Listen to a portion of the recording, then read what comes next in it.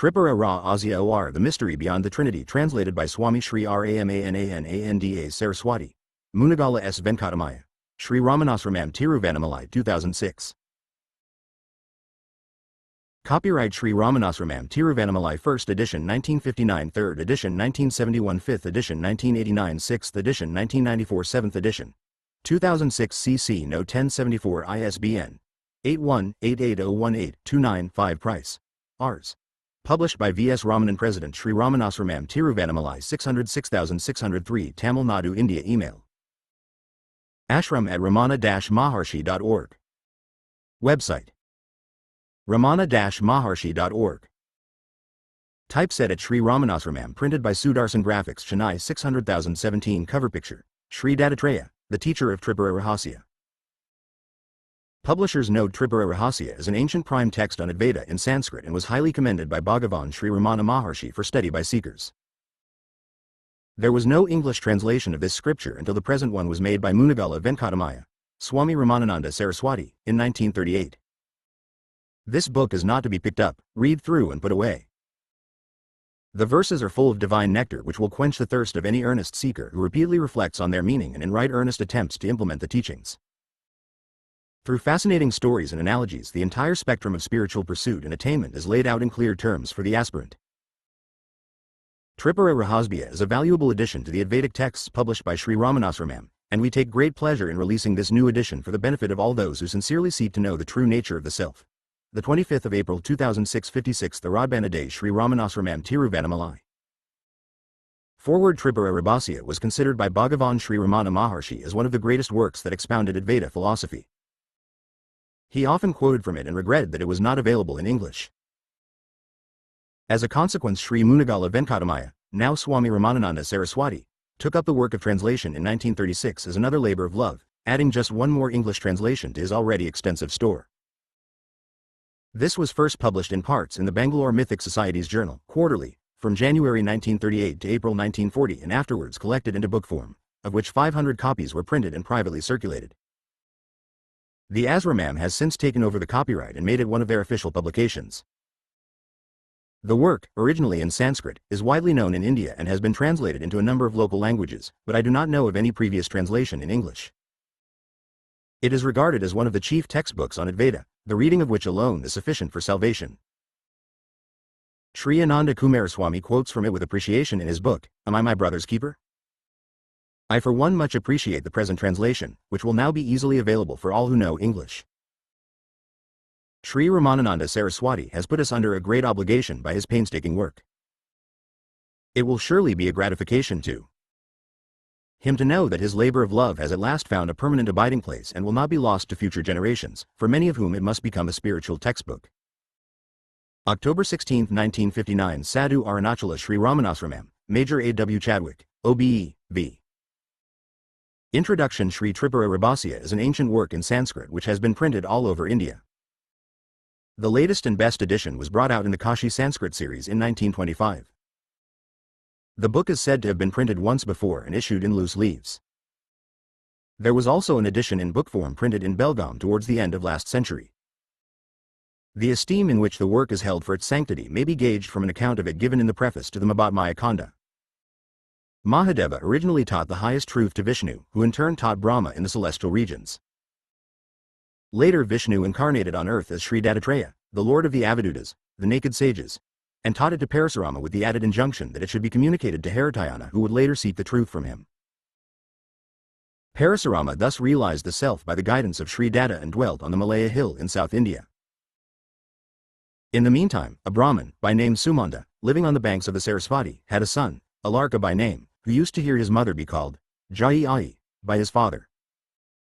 Being a child, he too addressed his mother, I. He died in his childhood, and his last words on his deathbed were, I, only. This sound is however sacred to the asterisk. Unfortunately, the original Sanskrit text appears to have been out of print for some years. V. Goddess. Having been uttered in all innocence and purity of mind, it conferred unexpected merit on the dying child. He was later born as Sumita, a son to Haritha. Haritayana is his patronymic. His spirituality developed as he grew up, and he sought Parasurama to learn the highest good from him, who in turn imparted to him the knowledge which he had gained from Dattatreya.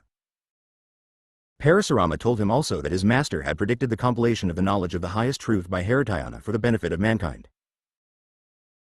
Haritayana was worshipping Sri Meenakshi in the temple at Madurai in South India. Narada appeared to him and said that he had come from Brahmaloka in order to see what Haritayana was going to present to the world in the form of an itihasa containing the supreme spiritual truth. Haritayana was bewildered and asked how the saint expected it of him. Narada said, "There was an assembly of saints in Brahmaloka."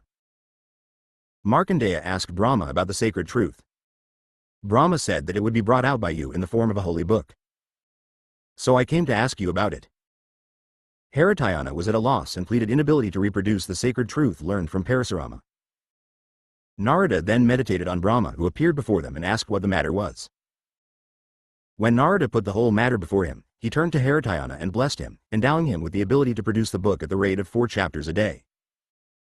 He also referred to Haritayana's past and attributed his present inability to remember what he learned to the casual and undisciplined utterance of the V.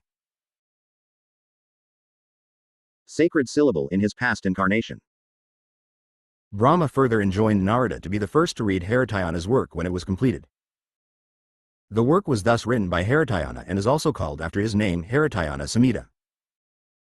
It is said to consist of 12,000 slokas in 3 sections: the Mahabhatmaya Kabandha, section on the greatness of Sri Xdev, Jnana Kabandha, section on supreme wisdom, and Sibarya Kabandha, section on conduct.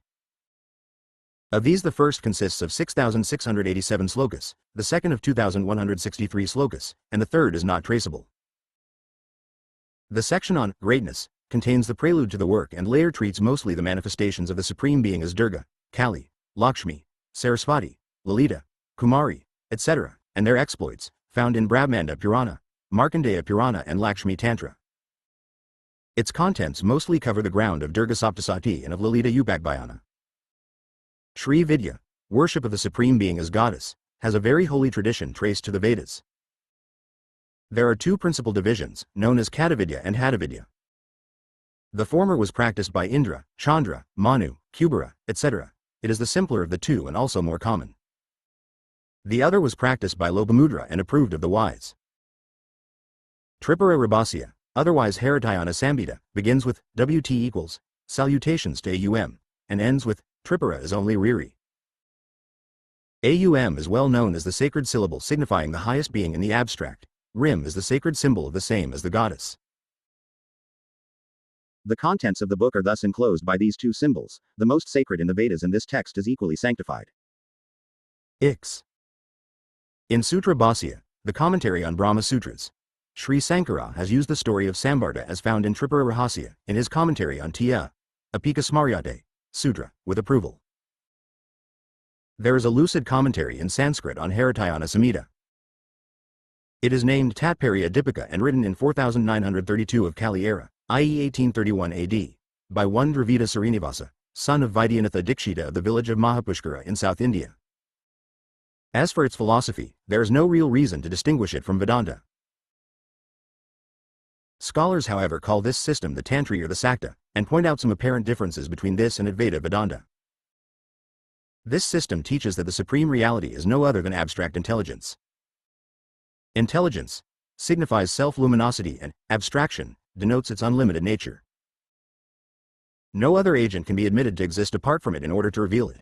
The apparent variety is only due to Vimarsa, the gross aspect of its absolute freedom known as Svatantra, which at times unfolds the pure self as the cosmos and at other times withdraws itself and remains unmanifest. Abstraction and manifestation are inherent in the pure self. These 2 aspects are given the names Shiva and Sakti, respectively. There cannot be manifestation beyond the supreme intelligence. Therefore, cosmos and the self are only the same, but different modes of reality.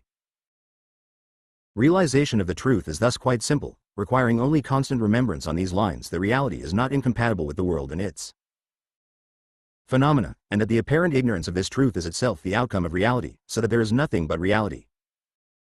Creation and dissolution are cycles of self-expression and abstraction due to Svatantra.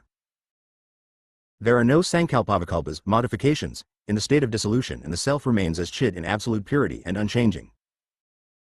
The self is uniform and undivided.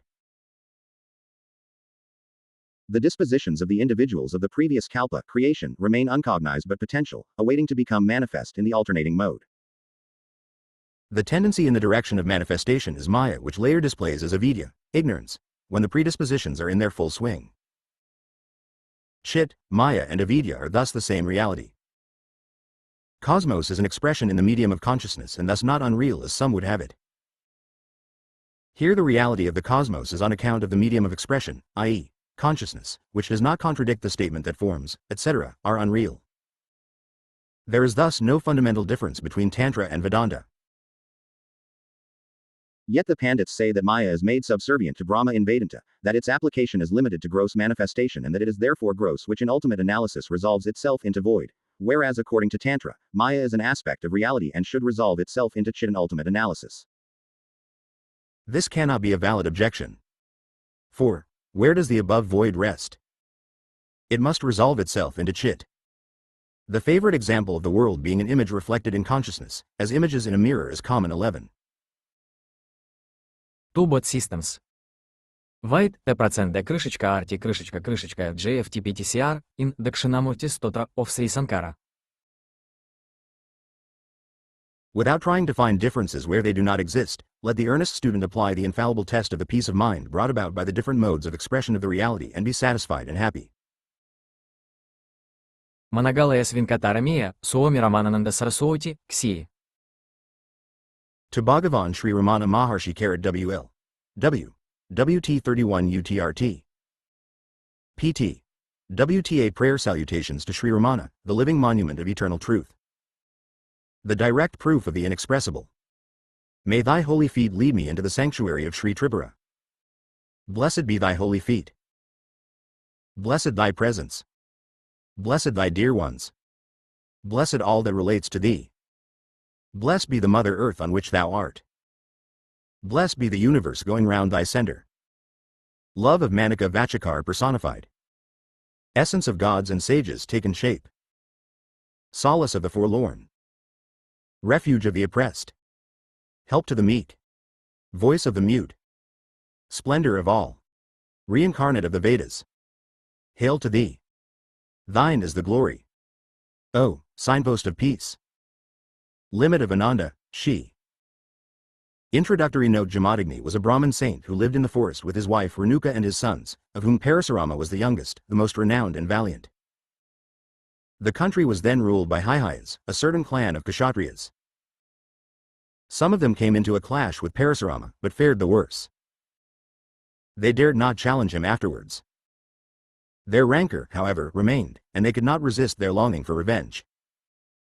They seized their opportunity when Parasurama was far away from the hermitage and attacked and killed his saintly father. On the son's return, the mother narrated the unprovoked murder of the saint.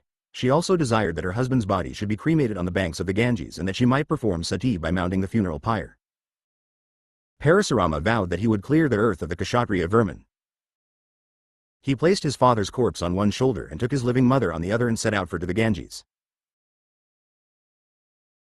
While passing through a forest in Avadhuta, by name Dattatreya, saw Renuka and stopped the young man who carried her. The Avaduba addressed Renuka as Sakti incarnate, of unparalleled might, YTTKL, and worshipped her. She blessed him and told him of her life on earth and her resolve to end it. She also advised her son to look to Dattatreya for help when needed. Parasurama went on his way and fulfilled his mother's desire. 15. He then challenged every Kshatriya in the land and killed them all. Their blood was collected in a pool in Kurukshetra, and Parasurama offered oblations to his forefathers with it. His dead ancestors appeared and told him to desist from his bloody revenge. Accordingly, he retired into a mountain fastness and lived as a hermit. Hearing on one occasion of the prowess of Rama, his wrath rekindled and he came back to challenge him. Rama was born of Dasaratha who, though a Kshatriya, escaped his doom by ruse. Rama accepted Parasurama's challenge and got the better of him. Parasurama returned crestfallen and on his way met an Avaduta named Samvarta, the brother of Brihaspati.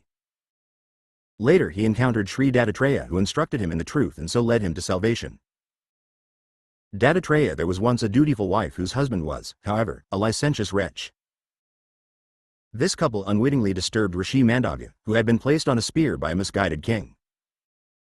The Rishi, who was in agony but not dying, cursed them, saying that the husband would die at sunrise and the wife be left a widow. Widowhood is most abhorrent to a Hindu lady and considered worse than death.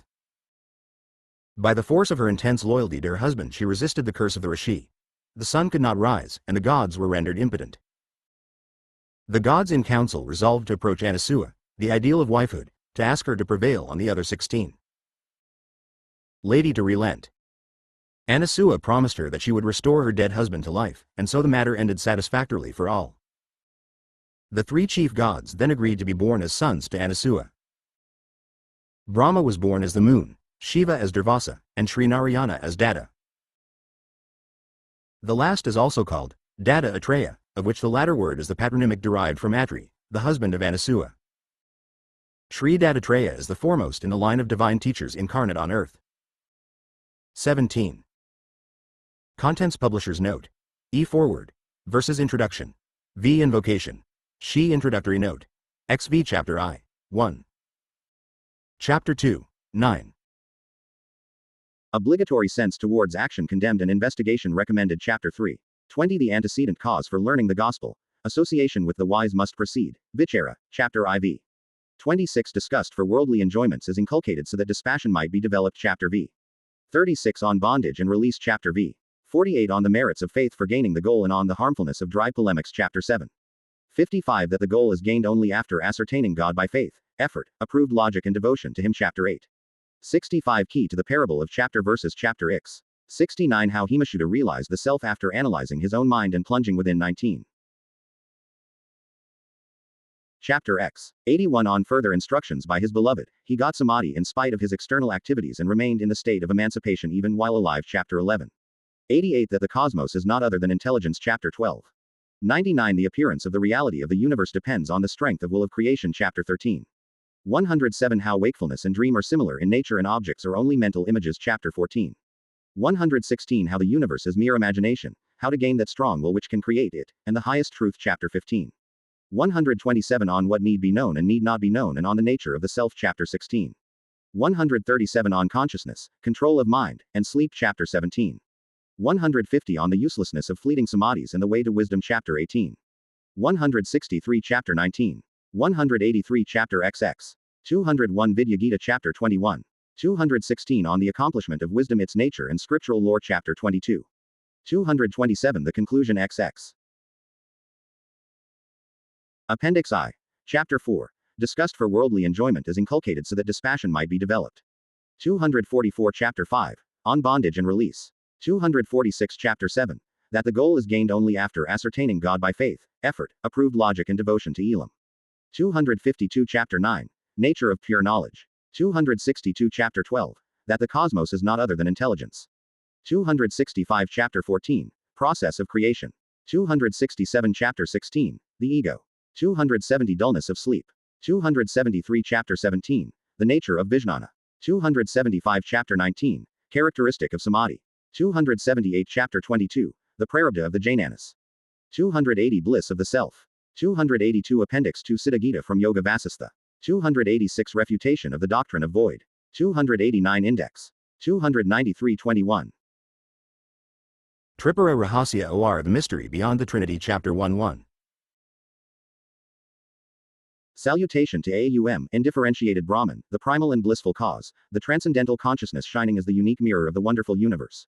Note: the one indifferentiated Brahman signified by Aum polarizes as Sat Ananda, taking shape as Parameswari who, in her crystal purity displays the variegated phenomena, which gyrate in equipoise within her.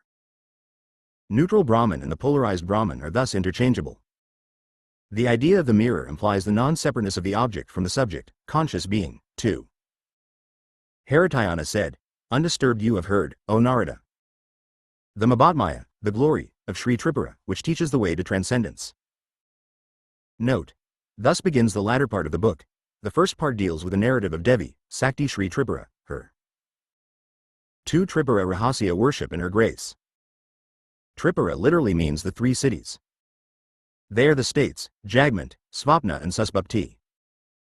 The undercurrent of consciousness in all of them, remaining unaffected, is metaphorically called the resident mistress by name Sri Tripura. The procreative faculty generating new beings and the link of altruistic love connecting the offspring to the parent are personified in the mother. Hence the feminine termination of Tripura. The way to transcendence signifies that interest in Tripura purifies the mind and creates the zeal for enquiry into the truth.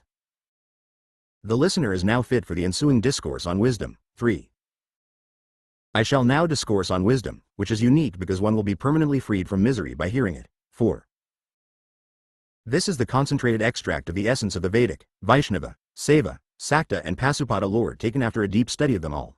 5-7. No other course will impress the mind so much as this one on wisdom, which was once taught by that illustrious master Dattatreya to Parasurama. The teaching was born of his own experience, logical in sense and quite unique in its nature. One who cannot apprehend truth even after hearing this, must be dismissed as a silly fool to be ranked among the insentient and accursed of God. Shiva himself cannot make such a one gain wisdom. 8-1. Now proceed to relate that incomparable teaching. Listen. Oh, the lives of sages are most sacred. 9-11. Narada too served me to learn the same from me. 4. Service to sages enables one to apprehend their 3. Chapter 1 and 8. Kindness, just as the sense of smell helps one to detect the intrinsic odor of musk.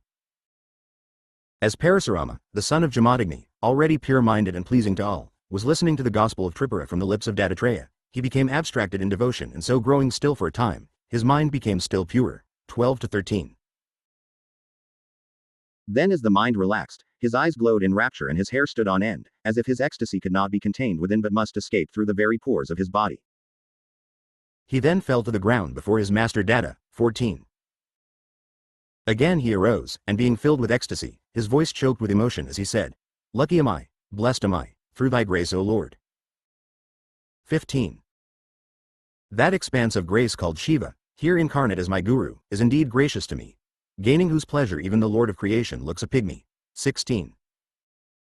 Does not the god of death verily merge into the self, if only one's master is pleased with one? That supreme being is gracious indeed, just in so much as is my master, for reasons unknown to me. Note. The meaning is that the guru, being God, is mercy incarnate and requires no incentive to show grace. 17. The guru's grace gained, I have gained all. Thou hast now kindly revealed to me the glory of Tripura. 18-1. Now desire fervently to worship her transcendental majesty. Kindly tell me, my master, how it is to be done. 4. Tripura Rahasya 19-22. Being thus requested, Guru Datta satisfied himself as to the fitness of Parasurama, whose zeal for and devotion to Tripura worship was intense, and he duly initiated him into the method of her worship. After initiation into the right method, which is more sacred than all others and leads directly to realization, Parasurama learned from the sweet lips of Sri Guru all the details regarding recitations, figures for worship and different meditations, one after another, like a honeybee collecting honey from flowers. Bhargava, Parasurama, was overjoyed. 23. Being then permitted by his holy master, he thirsted to practice the sacred lore. He went round his master, made obeisance to him and retired to the Mahendra hill. Note. To walk round gently and peacefully, always keeping the center to one's right, is a sign of respect to the object in the center. 24. There, having built a clean and comfortable hermitage, he was engaged for 12 years in the worship of Tripura. 25.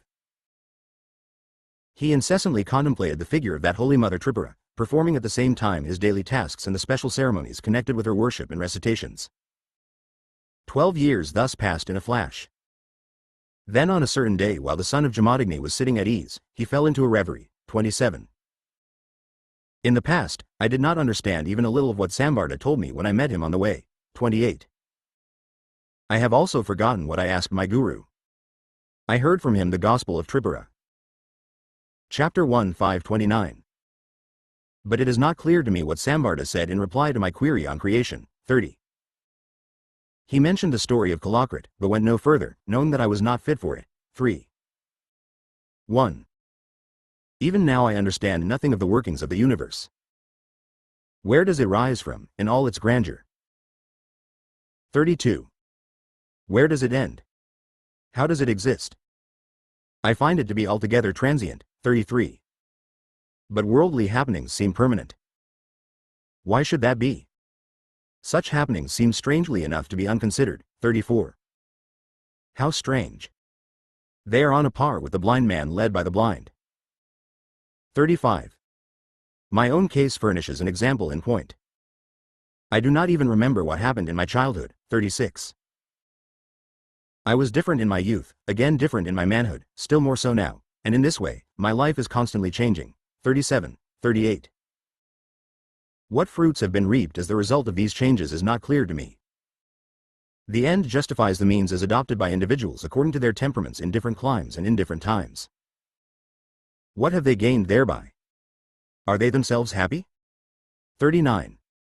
The gain is only that which is considered to be so by the unthinking public. I however cannot deem it so, seeing that even after gaining the so-called end, the attempts are repeated. 6. Tripura Rahasya. Note. Since there is no abiding satisfaction in the gain, it is not worth having. 40, 41. Well, having gained one purpose, why does man look for another? Therefore, what the man is always after should be esteemed the only real purpose, be it the gaining of pleasure or removal of pain. There can be neither, so long as the incentive to effort lasts. 42. The feeling of a need to work in order to gain happiness, being the index of misery, is the misery of miseries. How can there be pleasure or removal of pain so long as it continues? 43 to 45. Such pleasure is like that of soothing unguents placed on a scalded limb, or of the embrace of one's beloved when one is lying pierced by an arrow in the breast, or of the sweet melodies of music heard by an advanced consumptive. 46. Only those who need not engage in action are happy. They are perfectly content and self-contained, and they experience a happiness which extends to all the pores of the body. 47. Should there still be a few pleasurable moments for others, they are similar to those enjoyed by one who, while writhing with an abdominal pain, inhales the sweet odor of flowers. 48. How silly of people with innumerable obligations, ever too busy seeking such moments of pleasure in this world. 49. What shall I say of the prowess of indiscriminating men? They propose to reach happiness after crossing interminable hurdles of efforts. 7. Chapter 150. A beggar in the street labors as much for happiness as a mighty emperor. 51, 52. Each of them having gained his end feels happy and considers himself blessed as if he had reached the goal of life. I too have been unwittingly imitating them like a blind man following the blind. Enough of this folly. I will at once return to that ocean of mercy, my master. 53.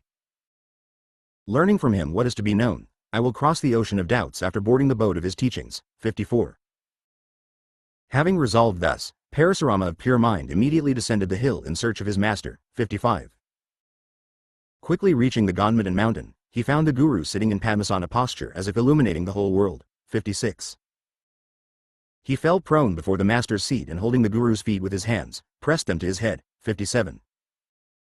On Parasurama saluting him thus, Dattatreya gave him his blessings, his face lit with love, and he bade him rise, saying, 58. Child, rise up. I see you have returned after a long time.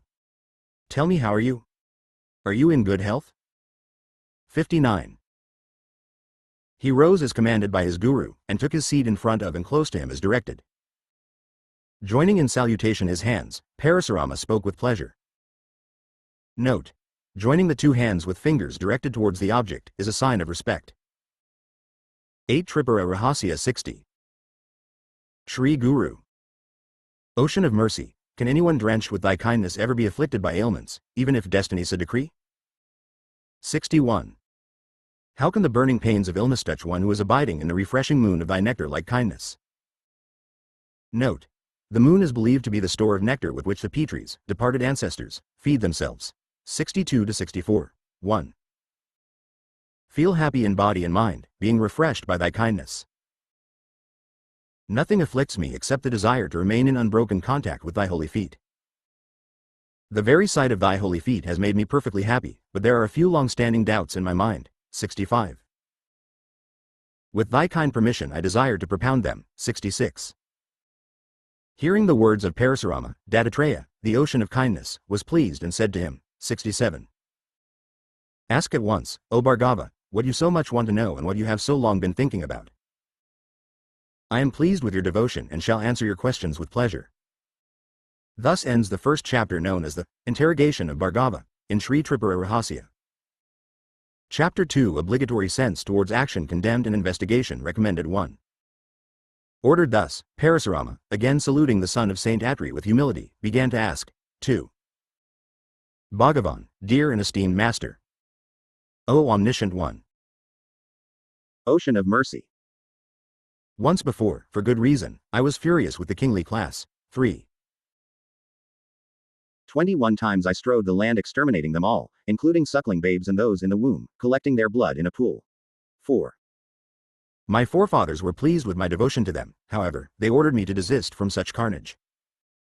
My wrath was at last appeased. 5. On hearing of the renowned Rama, the very incarnation of Hari in Ayodhya, my wrath was rekindled. Blinded by fury and proud of my prowess, I challenged him. 6. 1. Was defeated by that great lord and my pride was humbled. However, out of his innate kindness he let me go with my life because I was a Brahmin. 7.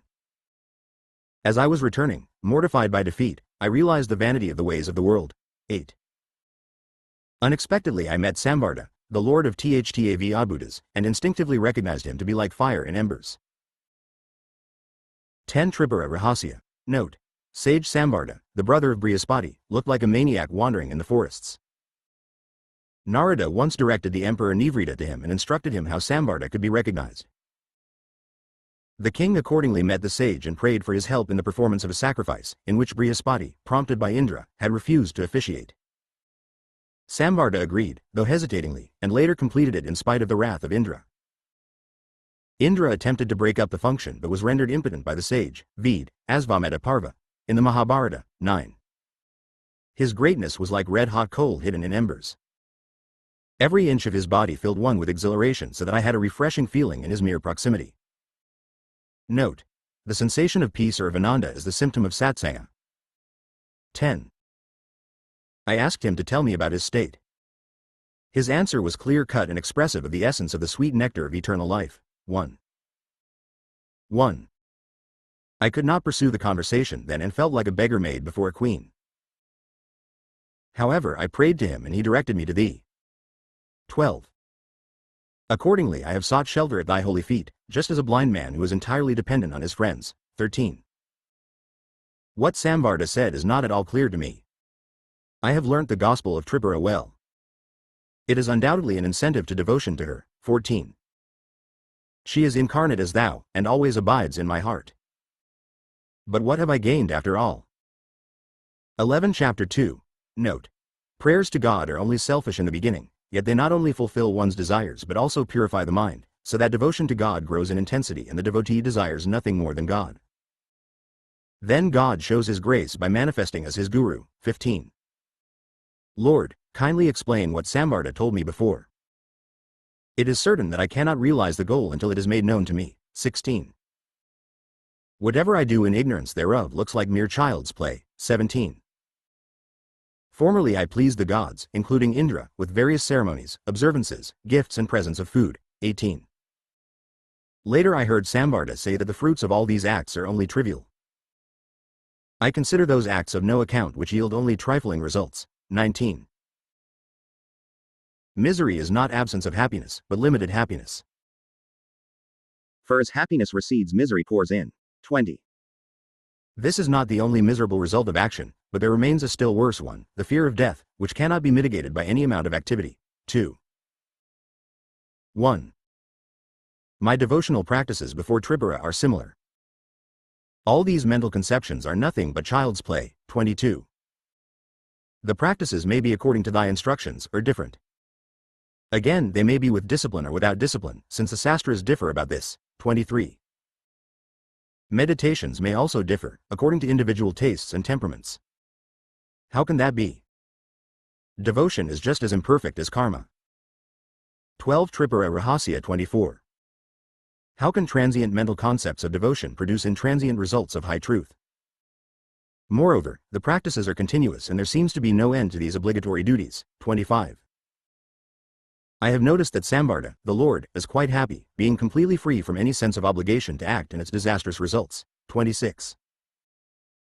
He seems to laugh at the ways of the world, to stride unconcerned up the road of fearlessness, like a majestic elephant refreshing itself in a lake of melted snow when the surrounding forest is on fire. 27.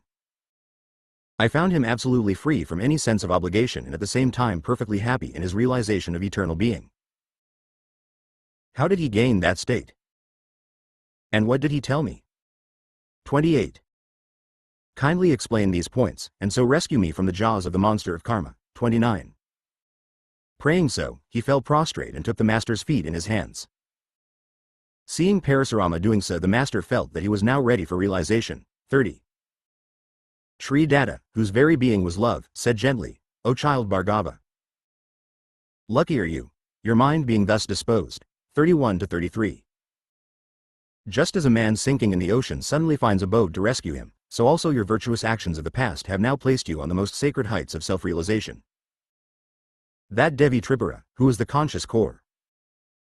13 Chapter 2 of the heart and therefore knows each one intimately, swiftly rescues her unswerving devotees from the jaws of death, after manifesting herself in their hearts. 34. As long as a man is afraid of the nightmare, obligation, so long must he placate it, or else he will not find peace. 35. How can a man stung by that viper, obligation, ever be happy? Therefore, some men have gone mad, as if some poison had already entered their blood and were torturing their whole being. 36. While others are stupefied by the poison of obligation and unable to discriminate good from bad. 37. Wrongly do they ever engage in work, being deluded. Such is the plight of humanity stupefied by the poison of the sense of obligation. 38. Men are from time immemorial being swallowed up by the terrific ocean of poison, like some travelers once on the Vindhya range. 39. Oppressed by hunger in the forest, they mistook the deceptive nux vomica fruits, vishamushti, for some delicious oranges. 40. And in their voracious hunger they ate them up without even detecting their bitter taste. They then suffered torment from the effects of the poison. 41. Having originally mistaken the poisonous fruit for an edible fruit, their reason being now blinded by poison, they eagerly sought relief from pain. 14 Tripura Rahasya 42. And in their agony they took hold of and ate thorn apples, thinking them to be rose apples. Note: thorn apples are used for extracting a poisonous alkaloid.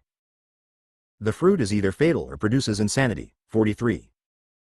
They became mad and lost their way. Some becoming blind fell into pits or gorges. 44. Some of them had their limbs and bodies cut by thorns. Some were disabled in their hands, feet or other parts of the body. Others began to quarrel, fight and shout among themselves. 45. They assaulted one another with their fists, stones, missiles, sticks, etc., till at length thoroughly exhausted, they reached a certain town. 46. They happened to come to the outskirts of the town at nightfall, and were prevented by the guards from entering. 47 to 49. Unaware of the time and place and unable to gauge the circumstances, they assaulted the guards and were soundly thrashed and chased away. Some fell into ditches, some were caught by crocodiles in deep waters, some fell headlong into wells and were drowned. A few, more dead than alive, were caught and thrown into prison. 50. Similar is the fate of those who, deluded with the quest for happiness, have fallen into the snares of the taskmaster of action. They are bewildered in their frenzy and destruction awaits them. 51 to 52. You are fortunate, Bhargava, in having transcended that distracted state. Investigation is the root cause of everything, and it is the first step to the supreme reward. 15 Chapter 2 of Indescribable Bliss. How can anyone gain security without proper investigation? 53. Want of judgment is certain death, yet many are in its clutches. Success attends proper deliberation, till eventually the end is without doubt accomplished. 54. Indeliberateness is the ever-present weakness of the Daityas and Yadudanas, Asuras and Rakshasas. Deliberation is the characteristic of the Devas, gods, and therefore they are always happy. 55. Owing to their discrimination they depend on Vishnu and inevitably conquer their enemies. Investigation is the seed capable of sprouting and flourishing into the gigantic tree of happiness. 56. A deliberating man always shines over others. Brahma is great because of deliberation. Vishnu is worshipped because of it. 57 to 58. The great Lord Shiva is omniscient for the same reason. Rama, though the most intelligent of men, came to disaster for want of judgment, before attempting to capture the golden deer. Later, with due deliberation, he spanned the ocean, crossed over to Lanka, the island of the Rakshasa brood, and conquered it. Note: the reference is to the Ramayana. Ravana, the arch-enemy of Rama, induced one of his lieutenants to assume the shape of a golden deer and entice Rama away from his hermitage, so that Ravana could forcibly carry away Sita, who would thus be left unprotected. The ruse succeeded, and later the great battle ensued, in 1/6 Tripura Rahasya, which Ravana and others were killed and Sita was recovered. Thus did Rama vindicate himself. 59. You must have heard how Brahma, also becoming on an occasion infatuated, acted rashly like a fool and consequently paid the penalty with one of his 5 heads. Note: Brahma originally had 5 heads. He and Vishnu were once contesting each other's superiority. Just then a huge column of light appeared in front of them and they wondered what it was. They agreed that he who found either end of the column earlier would be the greater of the two. Vishnu became a boar and sought the bottom. Brahma became a swan and flew up towards the top. Vishnu returned disappointed. Brahma at the point of despair came across a falling screwpine flower. He stopped its descent and asked from where it was coming. All that it knew was that it was falling from space and nothing more. Brahma persuaded it to bear false witness and claimed superiority over his rival. Shiva was enraged, snipped off that head which spoke the he, and declared himself as the column of light. 60. Unthinkingly, Mahadeva conferred a boon on the Asura and was immediately obliged to flee in terror for fear of being reduced to ashes. Note: there was once an Asura by name Bhasma. He did penance and pleased Shiva, who appeared before him and asked him what he wanted. Bhasma desired that his mere touch should reduce any object to ashes. Shiva conferred the boon. Bhasma wanted to test it on him. Shiva took to flight. In order to save him from that predicament, 17 Chapter 2 Vishnu appeared as a voluptuous damsel before the pursuing Asura and enticed him. He became amorous and made advances to her. She asked him to go to a spring in front of them and rub himself with water before embracing her. He was taken in. On his hand touching his body, he fell down, a heap of ashes. 61. On one occasion, Hari, having killed the wife of Brigu, became the victim of a terrible curse and suffered untold miseries. 62. Similarly have other devas, asuras, rakshasas, men and animals become miserable by want of judgment. 63. On the other hand, great and valiant are the heroes, O Bhargava, whom judgment ever befriends. Eternal homage to them. 64. Common people, becoming foolishly involved with regard to their sense of action, are perplexed at every turn. If, on the other hand, they think and then act, they will be free from all misery. 65. The world has been in the coils of ignorance from time immemorial. How can there be discernment so long as ignorance lasts? 66 to 68. Can the sweet waters of dew collect in tropical sandy deserts which are already scorched by heat? Similarly, can the refreshing touch of discernment be sought in the red-hot flue over the furnace of long-burning ignorance?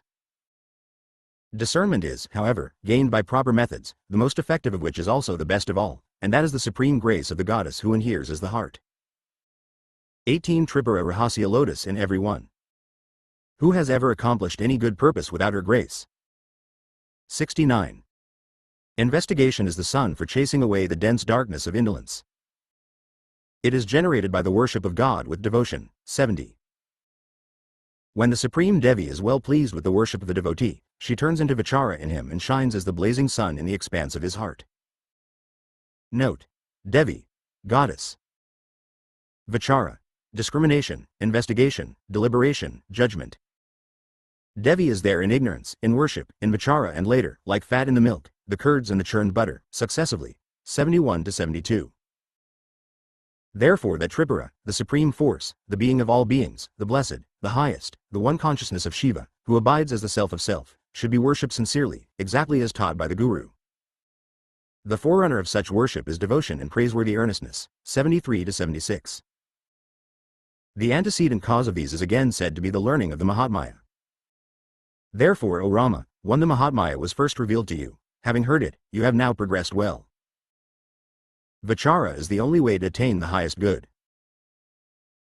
I was indeed anxious about you, and there is very good reason for such anxiety until the mind turns one Rama, a shortened name for Parasurama used throughout the text.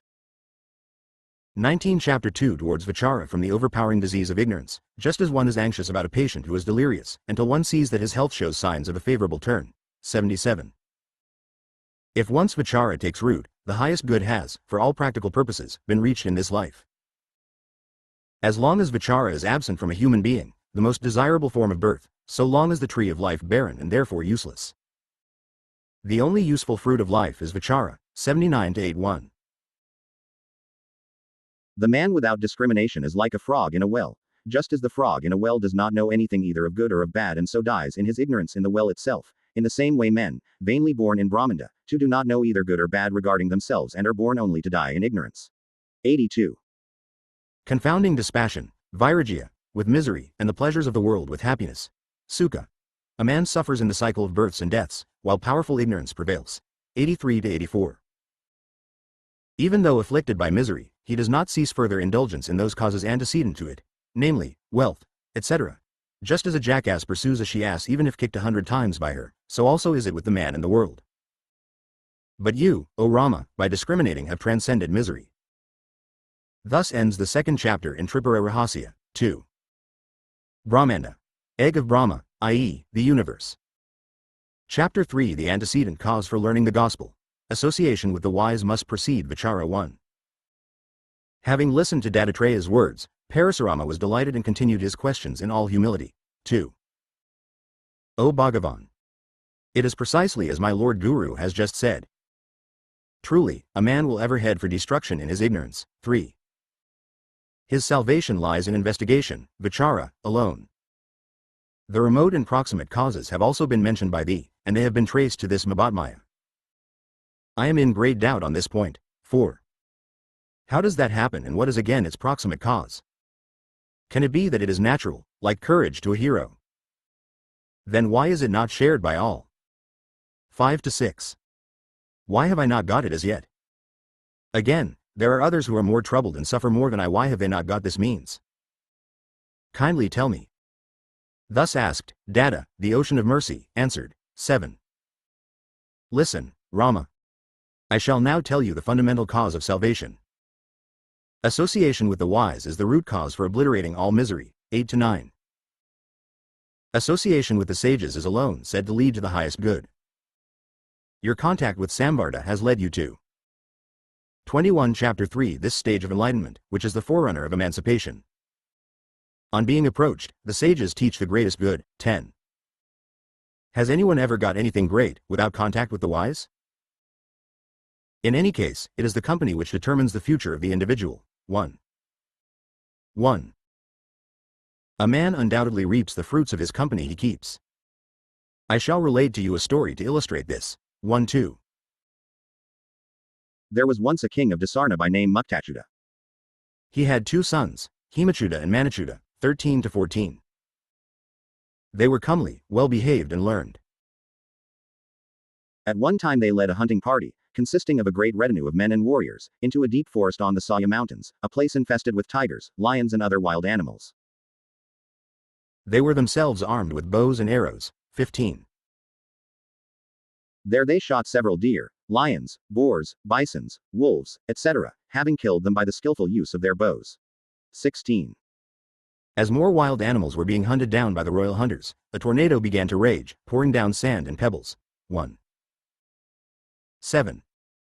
A thick cloud of dust screened the sky, and it became dark as night, so that neither rocks, trees, nor men could be seen. 8. The mountain too was shrouded in darkness, so that neither hills nor valleys could be seen. The retinue hurried away, afflicted by the sand and pebbles hurled down by the tornado. 22. Tripura Rahasya 19. A few of them took shelter under rocks, others in caves, and still others under trees. The royal pair mounted horses and rode away into the distance. 20. Hemachyuta ultimately reached the hermitage of a sage, which had been built in a fine garden of plantain, date and other trees. 21. There he saw a charming maiden whose body, bright as gold, shone like a flame of fire. 22 to 23. The prince was bewitched at the sight of the girl, who looked like the goddess of fortune, and spoke to her thus. Who are you, fair lady, who live fearlessly in such a dreadful and solitary forest? Whose are you? Why are you here? Are you alone? 24. On being spoken to, that spotless maiden replied, Welcome, prince. Please sit down. 25. Hospitality is the sacred duty of the pious. I notice you have been overtaken by the tornado and afflicted. 26. Tie your horse to the date palm. Sit here and take rest, and then you will be able to listen to me in comfort. 27 to 29. She gave him fruits to eat and juices to drink. After he had refreshed himself, he was further treated with her charming words which dropped like sweet nectar from her lips. Prince. There is that well-known sage, Virapada, an ardent devotee of Shiva, by whose penance all the worlds have been transcended, and who is ever worshipped even by the greatest saints for his unparalleled wisdom, both with regard to this and other worlds. 23 Chapter 330. I am his foster child, Himaleka is my name. There was a Vidyadhari, a celestial damsel, Vidyutprabha by name, who was very beautiful. 31. One day she came here to bathe in this river, the Vena, to which Sushina, the king of Vanga, also came at the same time. 32. He saw the celestial beauty bathing.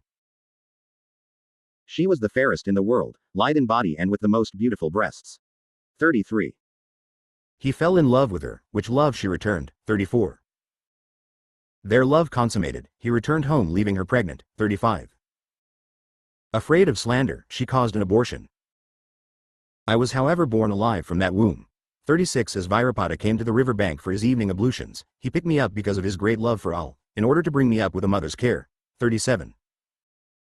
He who offers righteous protection is said to be the father. I am therefore his daughter by virtue of this and devoted to him. 38 to 39. There is certainly no fear for me anywhere on earth on account of his greatness. Be they gods or asuras, they cannot enter this hermitage with bad motives. If they did, they would only be courting their own ruin. I have now told you my story. Wait here, Prince, a little. 40. That same Lord, my foster father, will soon be here. Salute him and hear him with humility. Your desire will be fulfilled, and you may leave here in the morning. 24 Tripura Rahasya 41. Having heard her and becoming enamored of her, he was silent for fear of giving offense, yet he became distressed in mind. 42 to 46. Noticing that the prince was love-stricken, that highly accomplished girl continued, Bravo Prince. Be steady. My father is about to come. Tell him all. As she was saying this, Virapada, the great saint, arrived, carrying a basket of flowers culled from the forest for worship. Seeing the sage coming, the prince rose up from his seat, prostrated before him, mentioning his own name, and then took his seat as directed. The sage noticed that the man was love-stricken. Taking in the whole situation by his occult powers, he pondered on what would be the best course in the circumstances, and ended by bestowing Himaleka on the young man as his life partner. 47 to 49. The prince was filled with joy and returned with her to his own capital. Muktachyuta, his father, was also very pleased and ordered festivities in the kingdom.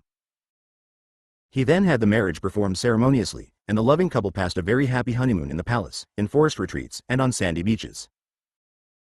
But the infatuated prince noticed that Himaleka was not as amorous as himself. 50. Feeling that she was always unresponsive, he asked her in private, My dear, how is it you are not as attentive to me as I am to you? 5-1. Thou fairest of girls, radiant with smiles. How is it that you are never keen on seeking pleasure or enjoying it? Are not these pleasures to your taste? 25 Chapter 352. You look indifferent even during the greatest pleasures. How can I be happy if your interest is not awakened? 53. Even when I am close to you, your mind seems to be elsewhere. When spoken to, you do not seem to listen. 54. As I hold you in close embrace for a long while, you seem unconscious of me, and then ask me, Lord, when did you come? 55. None of the carefully planned arrangements seem to interest you and you do not take part in them. 56. When I turn away from you, you remain with your eyes closed, and so you continue whenever I approach you. 57. Tell me how I can derive pleasure with nothing but an artist's model, which is what you are, seeing your indifference to all enjoyments. 58. What does not please you cannot please me either. I am always looking to you, trying to please you like a lily looking up at the moon. Note. Kumuda, a certain lily, blossoms only in the night and is therefore said to be the beloved of the moon, as the lotus blossoming in the day is said to be the beloved of the sun. 59. Speak, dear. Why are you like this? You are dearer to me than even life. I adjure you. Speak and so relieve my mind. Thus ends the third chapter in the section on the potency of the association with the wise, in Tripura Rahasya. Chapter IV discussed for worldly enjoyments is inculcated so that dispassion might be developed 1 to 3. On hearing the sweet words of her infatuated lover, who was all the time pressing her to his bosom, that stainless girl, wishing to teach him, smiled gently and spoke with good sense as follows. Listen to me, O Prince. It is not that I do not love you, only that I am trying to discover what the greatest joy in life is, which will never become distasteful. I am always searching for it, but have not attained it as yet. 4. Though always looking for it, I have not reached any definite decision, as is a woman's way. Will you not kindly tell me what exactly it is and so help me? 5. Being thus coaxed, Himachudha laughed derisively and told his beloved, "Women are indeed silly." 6-8. For do not even the birds and beasts, nay the crawling insects know what is good and what is bad? Otherwise, how are they guided in the pursuit of good, and how do they escape from bad? That which is pleasing is clearly good and that which is not so, is bad. What is there in it, my dear, that you are always given to thinking about it? Is it not silly? Hearing her lover speak thus, Himaleka continued, 9. True that women are silly and cannot judge rightly. Therefore should I be taught by you, the right discerner. 27 Chapter 4:10. On being rightly taught by you, I shall stop thinking like that. Also, I shall then be able to share in your pleasures to your entire satisfaction. 11. King, subtle judge that you are, you have found happiness and misery to be the results of what is pleasing or otherwise. 12. But the same object yields pleasure or pain according to circumstances. Where is then the finality in your statement? 13. Take fire for example. Its results vary according to seasons, the places and its own size or intensity. 14. It is agreeable in cold seasons and disagreeable in hot seasons. Pleasure and pain are, therefore, functions of seasons, similarly of latitudes and altitudes. 1. 5. Again, fire is good for people of certain constitutions only and not for others. Still again, pleasure and pain depend on circumstances. 16-17. The same reasoning applies to cold, to riches, to sons, to wife, to kingdom and so on. See how your father, the Maharaja, is daily worried even though he is surrounded by wife, children and wealth. Why do not others grieve like this? What has happened to enjoyments in his case? He is certainly on the lookout for happiness, are not his resources all directed to that end? 1-8. No one seems to possess everything that is sufficient for happiness. The question arises, cannot a man be happy, even with such limited means? I shall give you the answer. 19. That cannot be happiness, my lord, which is tinged with misery. Misery is of two kinds, external and internal. 28 Tripura Rahasya 20. The former pertains to the body and is caused by the nerves, etc. The latter pertains to the mind and is caused by desire. 21. Mental distraction is worse than physical pain and the whole world has fallen a victim to it. Desire is the seed of the tree of misery and never fails in its fruits. 22. Overpowered by it, Indra and the Devas, though living in celestial regions of enjoyment and fed by nectar, are still slaves to it and work day and night according to its dictates. 23. Respite gained by the fulfillment of one desire before another takes its place, is not happiness, because the seeds of pain are still latent. Such respite is enjoyed by the insects also, which certainly do not typify perfect happiness. 24. Yet is their enjoyment distinctly better than that of men because their desires are less complex? 25. If it is happiness to have one desire among many fulfilled, who will not be thus happy in this world? 26. If a man, scalded all over, can find happiness by smearing unguents on himself, then everyone must be happy. 27. A man is happy when embraced by his beloved, he is unhappy in the same act under other circumstances. 28.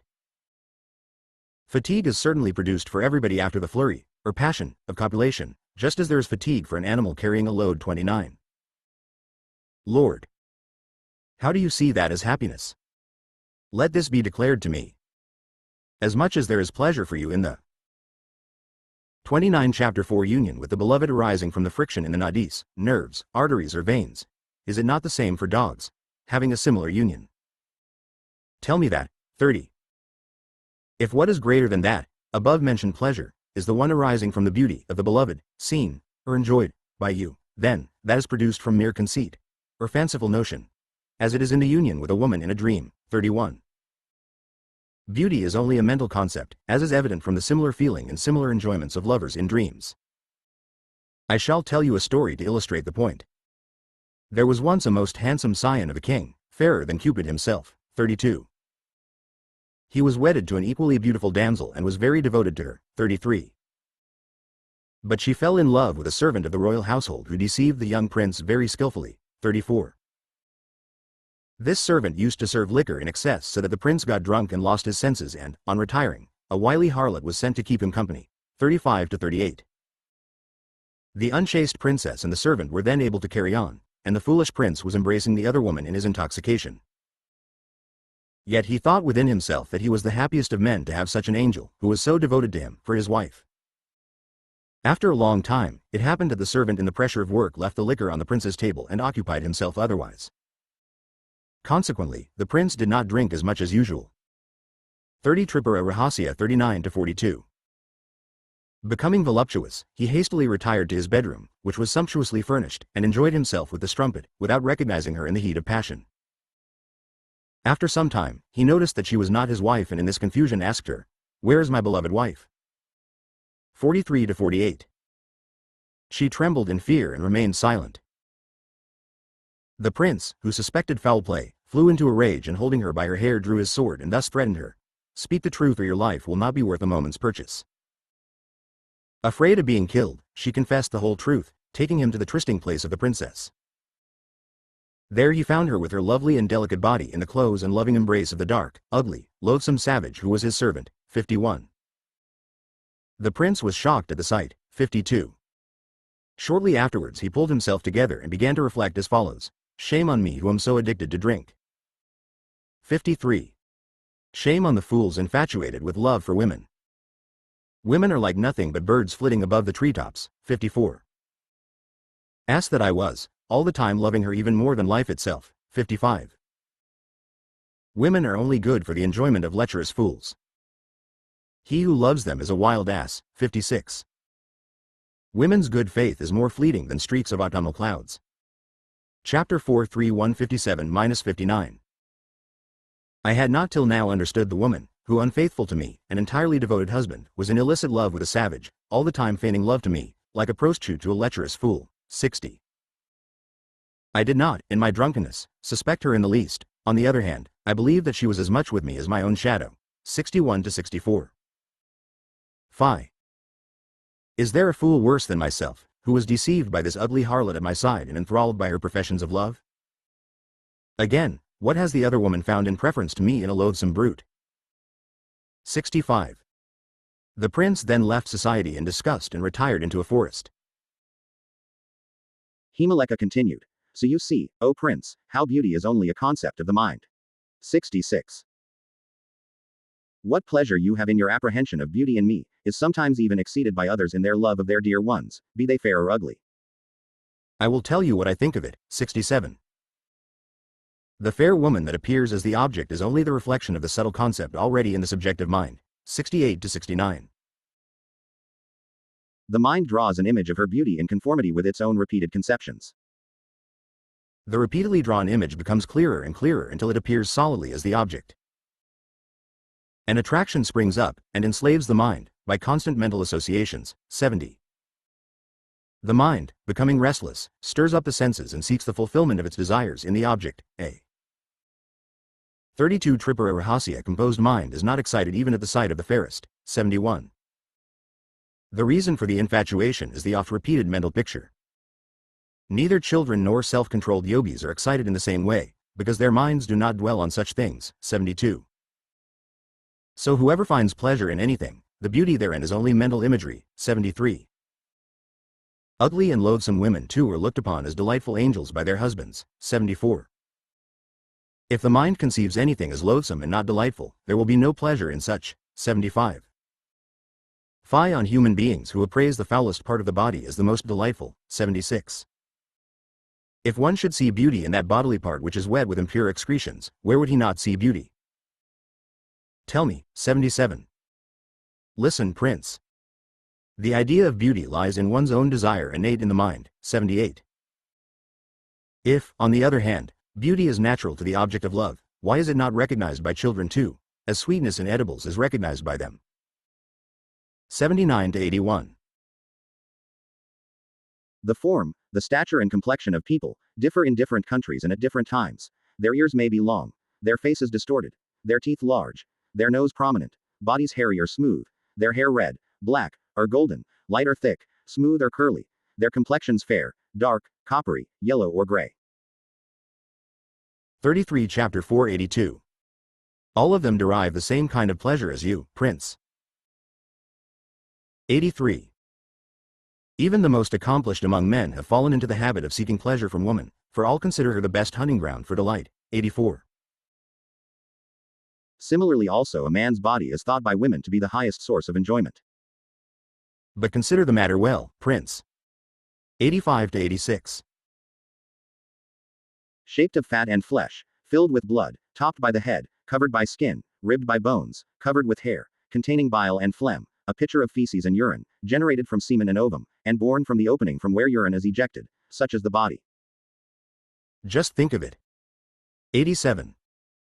Finding delight in such a thing, how are men any better than worms growing in offal? 88. My king. Is not this body, pointing to herself, dear to you? Think well over each part thereof. 89. Analyze well and carefully what it is that forms your food materials with their different flavors, kinds and consistencies. 90. Everyone knows how the consumed foods are finally ejected from the body. 91. Such being the state of affairs in the world, tell me what is agreeable or otherwise. On hearing all this, Hemachyuta developed disgust for earthly pleasures. 34 Tripura Rahasya 92. He was amazed at the strange discourse he had heard. He later pondered over all that Himaleka had said. 93. His disgust for earthly pleasures grew in volume and in force. He again and again discussed matters with his beloved so that he understood the ultimate truth. 94. Then realizing the pure consciousness inhering as the self to be that self-same Tripura, he became aware of the one self holding all, and was liberated. 95. He was liberated while yet alive. His brother Manachyuta and his father Muktachyuta were both guided by him and were also liberated. 96. The queen was guided by her daughter-in-law and was liberated, so also did the ministers, chieftains and citizens gain wisdom. 97. There was no one born in that city who remained ignorant. The city was like that of Brahma, the abode of happy, peaceful and contented people. 98. It was known as Vasala and became the most renowned on earth, where even the parrots in the cages used to repeat, meditate, O man, on the self, the absolute consciousness devoid of objects. There is naught else to know besides pure consciousness. It is like a self-luminous mirror reflecting objects within. 100. That same consciousness is the subject and also the objects, and that is all, the mobile and the immobile. All else shine in its reflected light. It shines of itself. Chapter 4 35101. Therefore, O man, throw off delusion. Think of that consciousness which is alone, illuminating all and pervading all. Be of clear vision. 102 to 103. Those holy saints Vamadeva and others having on one occasion heard these sacred words of the parrots, wondered at the wisdom of even the birds of that city and named it the City of Wisdom. 104. The city is today still called by that name. Dattatreya continued. Association with the sages, O Rama, is thus the root cause of all that is auspicious and good. 105. By association with Himaleka, all people gain jnana, wisdom. Know then, that satsanga, association with the wise, is alone the root cause of salvation. Thus ends the 4th chapter on the fruits of satsanga, in the section of Hemachyuta in Tripura Rahasya. Chapter verses on bondage and release 1. Parasurama, on hearing the master's discourse on the greatness of satsanga, was highly pleased and continued to ask. 2.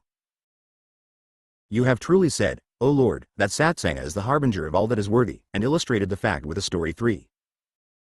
One's enjoyments are determined by the quality of one's company. The highest good was accomplished by all owing to their association, direct or indirect, with Himaleka, though she was only a woman. 4. I am anxious to hear how Hemachyuta was further guided by her. Please tell me, thou Lord of mercy. 5. Thus requested, Dattatreya said to Parasurama, Listen, O Bhargava, I shall now continue the holy narrative. 6. Having heard what she had to say, the enjoyments ceased to interest him, he developed a disgust for them, and became pensive. 7. But the force of habit still remained with him. He was therefore unable either to enjoy himself or to desist all of a sudden. 8. He was however too proud to confess his weakness to his beloved. Some time passed in this way. 9. When his habits forced him into the old ways he was still mindful of his wife's words, so that he engaged himself in them with reluctance and shame.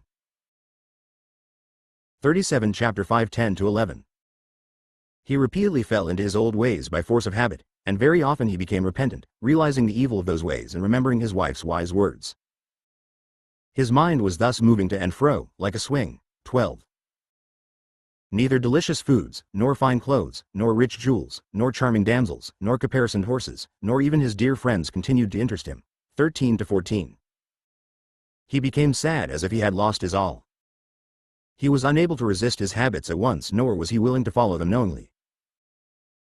He grew pale and melancholy. 15. Himeleka, always aware of the change in him, went to him in his private chamber and said, "How is it, my lord, that you are not as cheerful as before?" 1:6. You look sad. Why so? I do not see symptoms of any particular ailment in you. 17. Doctors may hold out the fear of disease amidst the pleasure of life. Diseases are due to loss of harmony in the three tempers of the body. 18. Diseases remain latent in all bodies because disharmony of tempers cannot always be prevented. 19. Tempers get displaced by food consumed, clothes worn, words uttered or heard, sights seen, objects contacted, changes of seasons and travel in different countries. 20. Being inescapable, the dislocation of tempers need not claim one's constant attention. There are remedies prescribed for diseases arising from it. 21. Medical science does not treat of invisible diseases. Now tell me, dear, why you are so sad. 38 Tripura Rahasya 22. When Himeleka had finished, the prince replied, I will tell you the cause of my misery. Listen to me, dear. 23. What you said on the last occasion has barred all means of pleasure for me, so that I can now find nothing to make me happy. 24. Just as a man under orders to be executed cannot relish the luxuries provided for him by the state, so also I do not relish anything. 25. Just as a man is forced by royal command to do something in spite of himself, so also must I engage in old ways by force of habit. Now I ask you, dear, tell me how I can gain happiness. 26. Being thus approached, Himeleka thought, this dispassion is certainly due to my words. 27 to 29. There's the seed of the highest good in that field where such symptoms appear. Had my well-calculated words not produced even the slightest turn in this direction, there would be no hope of emancipating him. This state of dispassion only arises in one with whose continued devotion to Tripura, inherent in the heart as the self, is well pleased. Thinking thus, that wise lady was eager to reveal wisdom to her husband. 30. Keeping her own wisdom secret at the same time, she spoke with measured words. Listen, prince, to the story of my own past. 31.